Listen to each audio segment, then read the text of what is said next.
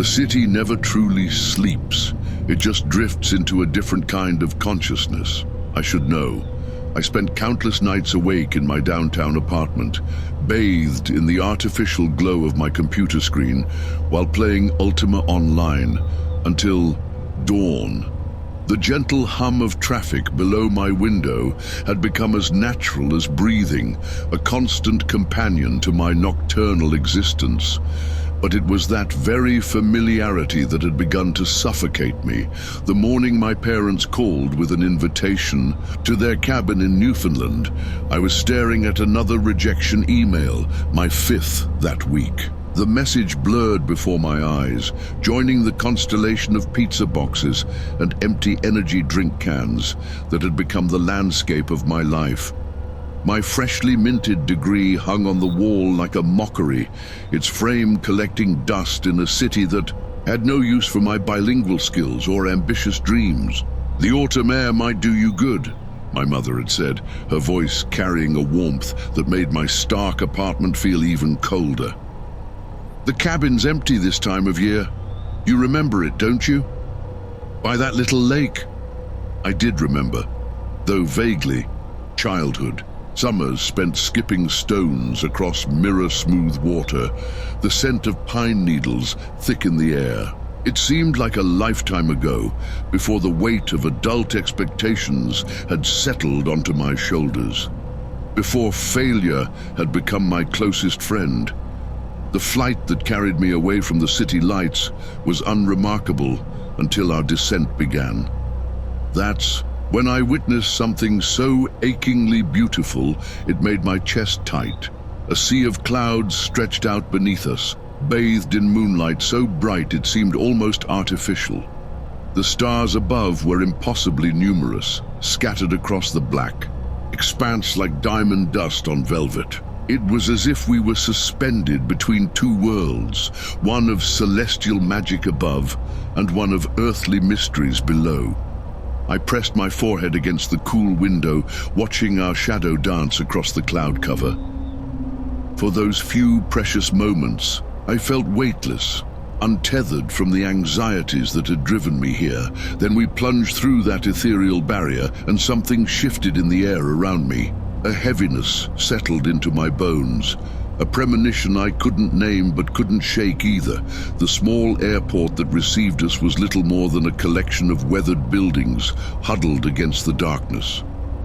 My father navigated the rental car along narrow roads that seemed to wind endlessly through dense forest, the headlights catching glimpses of warning signs about moose crossings. My mother filled the silence with stories about the cabin's history, but my attention was captured by the shadows between the trees. They seemed deeper here, more absolute than the city darkness I knew. The cabin emerged from the woods like a memory taking shape, 2 stories of weathered wood and windows that reflected moonlight like eyes.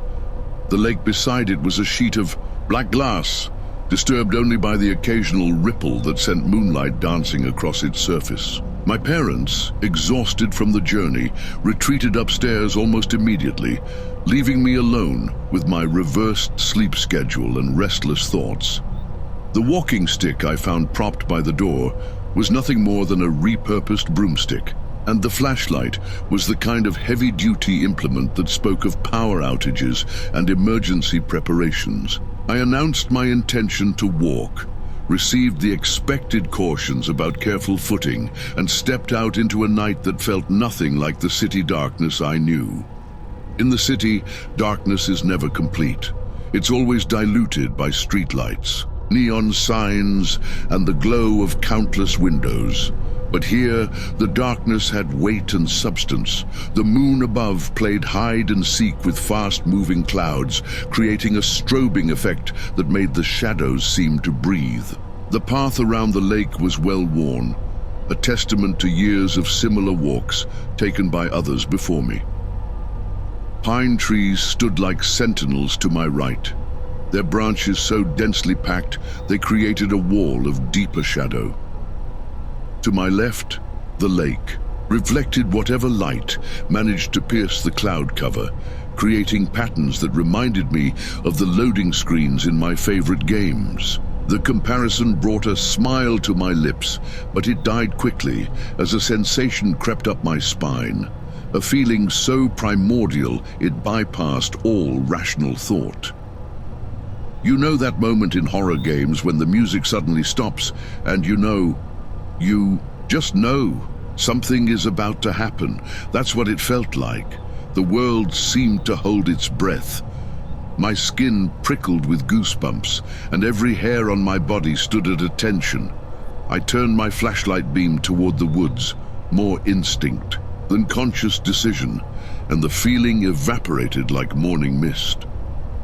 I laughed at myself, the sound unnaturally loud in the quiet night. I was letting my gamer's imagination run wild, seeing boss battles in every shadow. The beam of my flashlight carved a reassuring path through the darkness, and I continued walking, determinedly focusing on the crunch of gravel under my feet rather than the whispers of wind through the pines. But as I reached the furthest point of my journey, where the cabin was visible across the lake like a distant lighthouse, that feeling returned. This time it didn't creep. It slammed into me like a physical force. My eyes were drawn to the lake's surface, where something was wrong. So fundamentally, horrifyingly wrong that my mind initially refused to process what it was seeing. A void had opened in the lake's reflection, a perfect absence of light in the shape of a person standing upright in the water. And as I watched, frozen in place by a terror so complete it felt like my bones had turned to ice, it began to move toward the shore. Time became fluid, stretching and contracting like taffy in the hands of a cruel child. The figure's movement through the water created no ripples, no disturbance in the lake's surface. It simply advanced, a mobile darkness that consumed the moonlight's reflection as it came. My fingers fumbled with the flashlight switch. Muscle, memory failing in the face of primal fear. The beam finally sparked to life, cutting through the darkness like a sword and finding nothing. The lake's surface was unmarred, the cabin's reflection perfect and complete. My breath came in sharp gasps, visible in the cool night air. Had I imagined it? Too many late nights staring at screens, too much caffeine, too much stress, all perfectly. Reasonable explanations for what I thought I'd seen. I switched off the flashlight, hoping to preserve my night vision for the walk back. The figure was there immediately, as if it had never left, now closer to the shore, close enough that I could see how its edges moved like television static, like the corrupted graphics of a game crash, like something that simply shouldn't exist. In our reality, the walking stick slipped from my nerveless fingers. The sound of it hitting the ground was lost beneath the sudden roaring in my ears. The sound of my own blood rushing, my heart hammering against my ribs like it was trying to escape. The figure was moving faster now, purpose in its stride as it emerged from the water. No water cascaded from its form. It simply existed, a piece of darkness that had learned to walk. My flashlight beam caught it again, and again it vanished. But in the seconds between, when I lowered the light and when my eyes readjusted to the darkness, it had closed more distance. It was like a game of red light. Green light played with something that didn't belong in our world, something that followed rules I didn't understand. The distance between us had shrunk to mere yards when my body finally remembered how to move. The flashlight slipped from my grasp, the impact with the ground producing a sharp crack that seemed to echo across the lake. I ran. I ran like I never had before, feet pounding against the path, branches whipping at my face as I occasionally strayed from the trail. Every instinct screamed at me not to look back, but I did. Over my shoulder, I caught glimpses of it, that static-edged darkness moving with impossible speed, eating up the distance between us. It made no sound, No footsteps, no breathing, just the terrible silence of its pursuit. My foot caught on an exposed root, and the ground rushed up to meet me. Pain shot through my leg as skin tore against gravel, but I scrambled back to my feet, spurred on by the certainty that stopping meant something worse than death.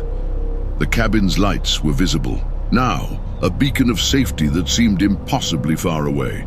My lungs were burning, muscles screaming in protest, but I kept running.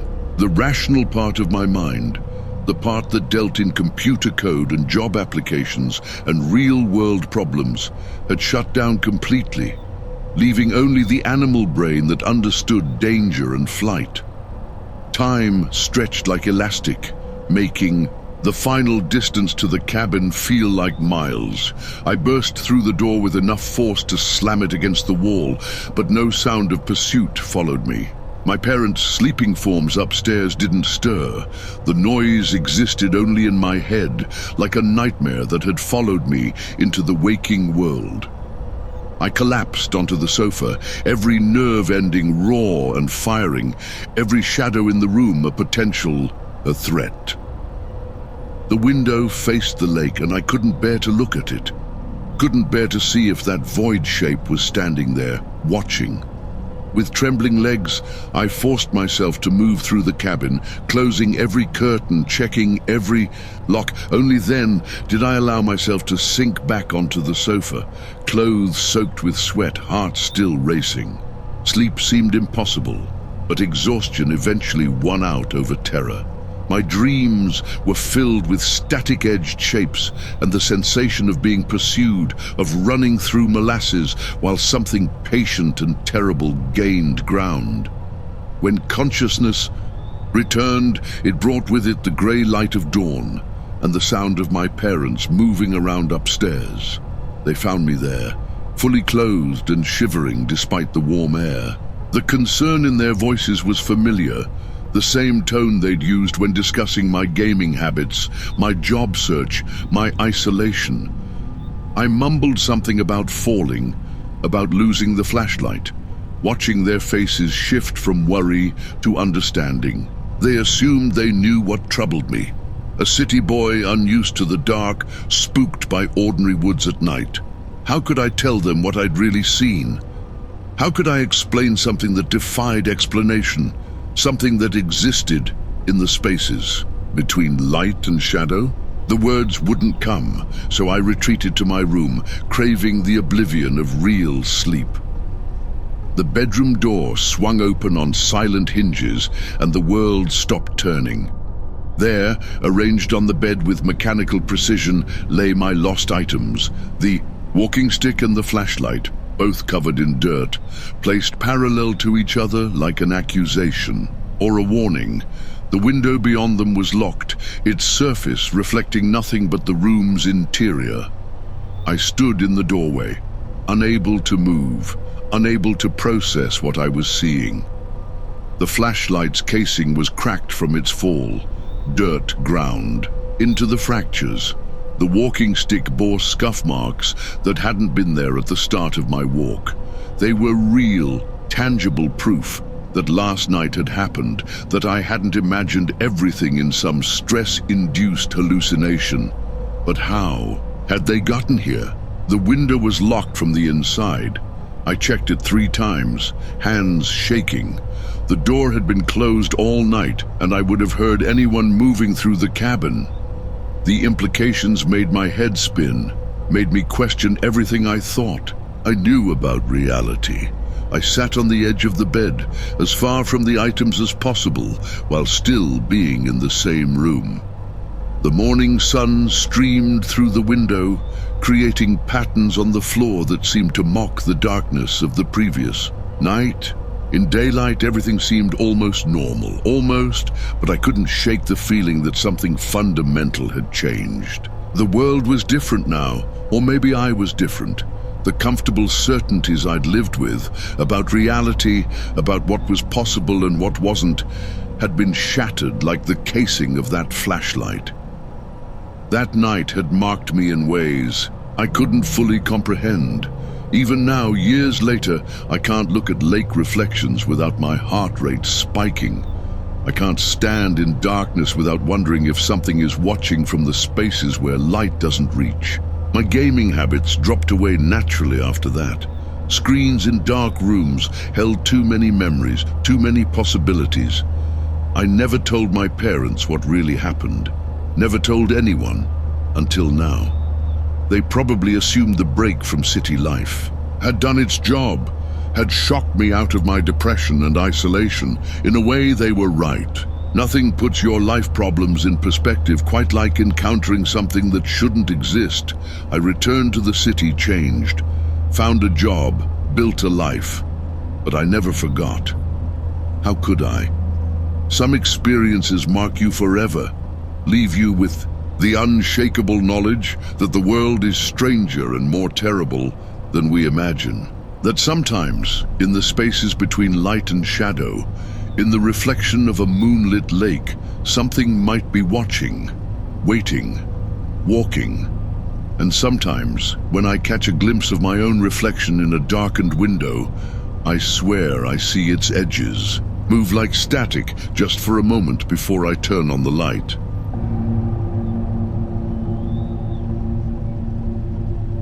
The setting sun cast long shadows through the windows of my Japanese middle school classroom, painting everything in shades of amber and deep purple. As one of only a few half-Japanese students, I had grown accustomed to the unique rituals of school life here, including the after-hours cleaning duty I shared with my classmates. Tonight was no different, or so I thought. The rhythmic swish of my broom against the wooden floors echoed in the empty classroom. My cleaning partner had excused himself to the bathroom several minutes ago, leaving me alone with the gentle hum of fluorescent lights and the distant calls of crows outside. The solitude didn't bother me. After 2 years in Japan, these quiet moments had become almost meditative. The classroom clock ticked past 5:30 p.m. and my stomach growled at the thought of my mother's cooking waiting at home. Having finished my duties, I decided not to wait for my partner's return. The hallways were eerily silent as I made my way to the shoe lockers, my indoor slippers making soft padding sounds against the polished floors. As I crouched down to change into my outdoor shoes, something shifted in my peripheral vision, a human-like shadow that seemed to materialize from nowhere. The air suddenly felt thick, almost viscous, making it difficult to breathe. I turned, expecting to see my classmate, but found only empty space. A chill ran down my spine, but I dismissed it as paranoia brought on by the dimming light. The rational part of my brain tried to focus on normal things. Homework, dinner, the manga I wanted to read later. But as I stepped outside, something primitive within me, some ancient survival instinct, forced my eyes toward the dark space beneath the elevated school building. Time seemed to stop. There, in the shadows, was something that defied explanation. My mind struggled to process what I was seeing, trying desperately to fit it into some familiar category. But there was nothing familiar about this entity. It moved like an insect, but wore a mockery of human form. Its limbs bent at impossible angles as it crawled on all fours, its movements jerky and unnatural, like a glitching video game character. But it was the face, oh God, the face, that made my blood run cold. Imagine human skin stretched too tight over nothing, translucent white like rice paper held up to light. No features marred its smooth surface except for a grotesquely disproportionate mouth. As I stood there, frozen in horror, that mouth began to stretch, revealing rows of needle-sharp fangs in a parody of a smile. I wanted to run, to scream, to do anything but stand there staring. But my body refused to move, trapped in that eternal moment of terror. Then, without warning, eyes appeared on its blank face. Not eyes that opened, but eyes that simply manifested. huge and unblinking, boring into my soul with an intensity that felt like physical pain. These weren't human eyes. They held an ancient malevolence, a hunger that transcended mere predatory instinct. In those eyes, I saw my own death reflected back at me and countless others before me. That's when my survival instinct finally kicked in. I ran. My feet pounded against the pavement as I sprinted across the campus, my backpack bouncing wildly against my spine. The sound of my own heartbeat thundered in my ears, nearly drowning out the scraping, skittering sounds that seemed to follow. Just behind me, the creature's presence pressed against my back like a physical weight, growing heavier with each step. Finally, I reached the front gate, my lungs burning with each desperate breath. The setting sun had painted the sky blood red, casting long shadows that seemed to reach for me like grasping fingers. Gathering what little courage I had left, I slowly turned around. Nothing. Just the empty school grounds bathed in crimson twilight. The shadows between buildings looked normal again, no sign of the horror I'd witnessed. My racing heart began to slow as relief washed over me. One step backward, then another. Just one more step would take me beyond the school grounds. Onto the safety of the public street. Ring, ring. The sound of a bicycle bell pierced the silence like a knife. Ring, ring. The sound came again, closer this time, though there wasn't a bicycle in sight. My eyes darted frantically around until they locked onto something that made my heart stop.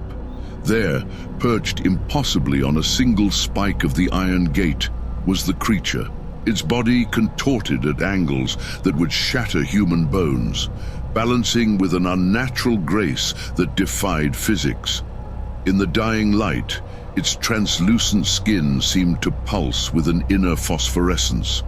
That grotesque mouth split into another, fanged smile, wider than any human mouth could stretch. Ring, ring. The sound emanated directly from its throat, a perfect mimicry that felt like a mockery of something ordinary and safe. Before I could process what was happening, it moved. Not with the crawling motion from before, but with the fluid grace of a striking snake. It launched itself toward me, and in that fraction of a second I saw its eyes again. Those terrible, ancient eyes that held the knowledge of every death they'd ever witnessed. Pain exploded in my chest, sharp and deep, as if something had plunged straight through to my heart. The world tilted sideways, darkness creeping in from the edges of my vision. The last thing I saw before consciousness fled was that terrible smile, those gleaming fangs now stained with what I could only assume was my own blood. Darkness enveloped me like a shroud. Time lost all meaning in that void until the sound came again. Ring, ring. My head throbbed as consciousness returned slowly, like wading through thick mud. Ring, ring. The sound triggered something primal in my memory, and my eyes snapped open in panic. Through the blur of my vision, I could make out something moving, rapidly in the darkness ahead of me. Before I could focus, bright lights suddenly flooded my field of view. What happened next played out like a nightmare in slow motion. A car horn blared, tires screeched against asphalt, and then came the sickening thud of impact. Something warm and wet sprayed across my face and arms.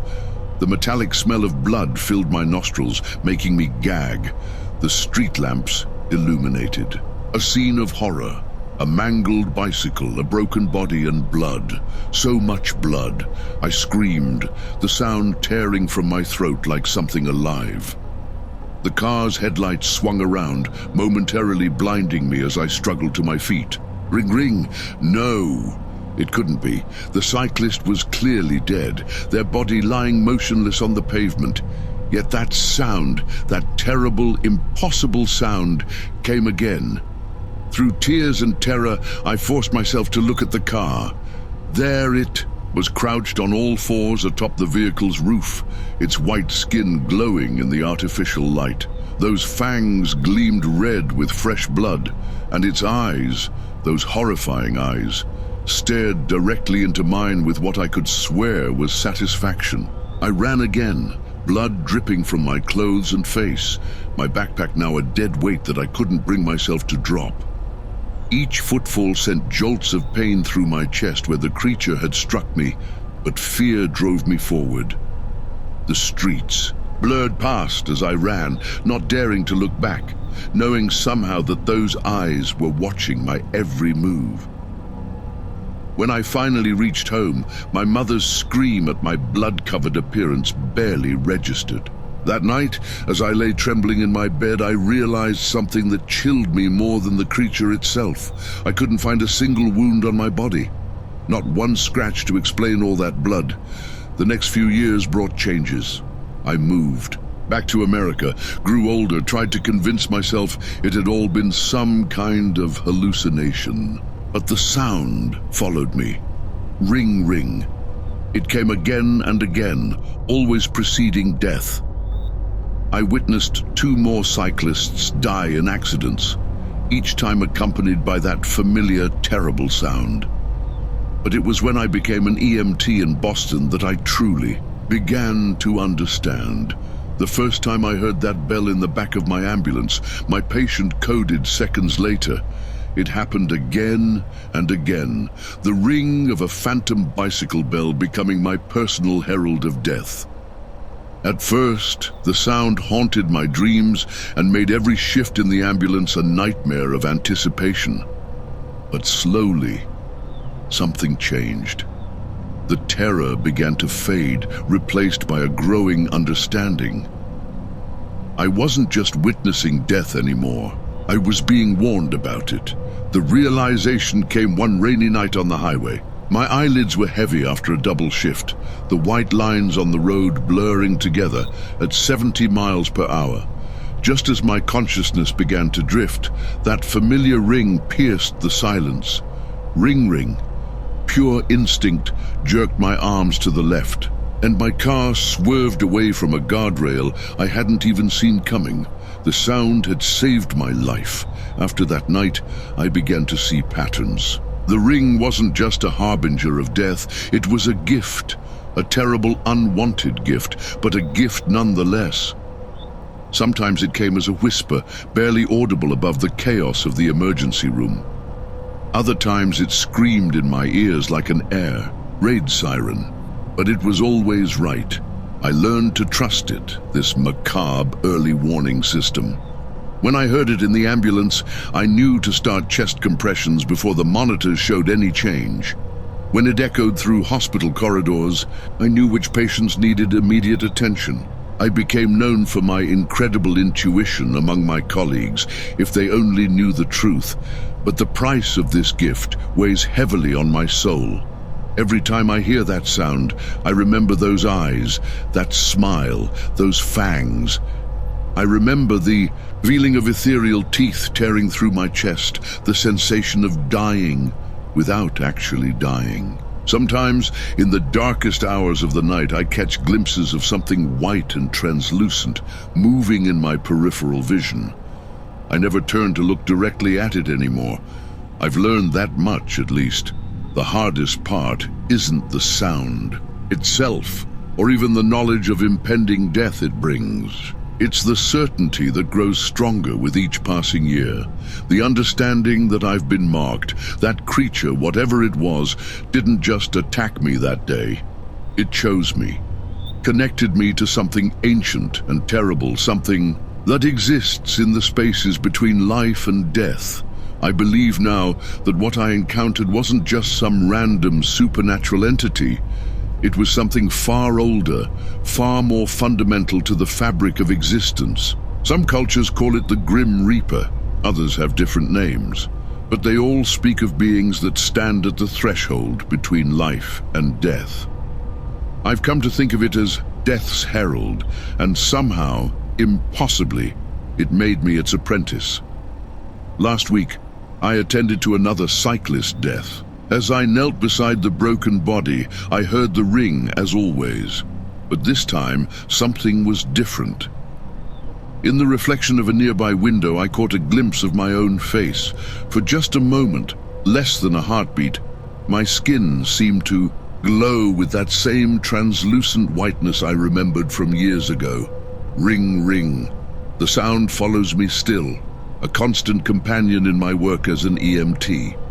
It's become part of who I am, this connection to death. But I can't shake the feeling that it's all building towards something, that one day I'll hear that bicycle bell one final time.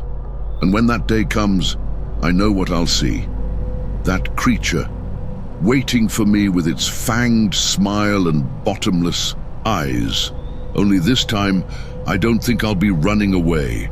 Because now I understand what happened that day after school. It wasn't just showing me death, it was teaching me to recognize it, to understand it, perhaps even to guide others through it. I've become something between not quite living, not quite dead, but a walker of the threshold.